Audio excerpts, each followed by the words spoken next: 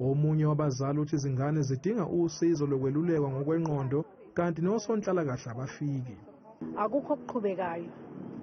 Ama-social worker afika kanye ey'nganeni kanye enkantolo ngomhla ka-2022 azange azaphinda afike. Kuyimanje iy'ngane zine-trauma.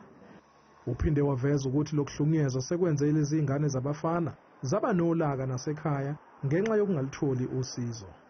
Iy'ngane kuyimanje azizwa zontathu endlini, zihleze zinolaka. Asazi kwenzekani, nama-social worker asazi ukuthi kwenzekani ngawo.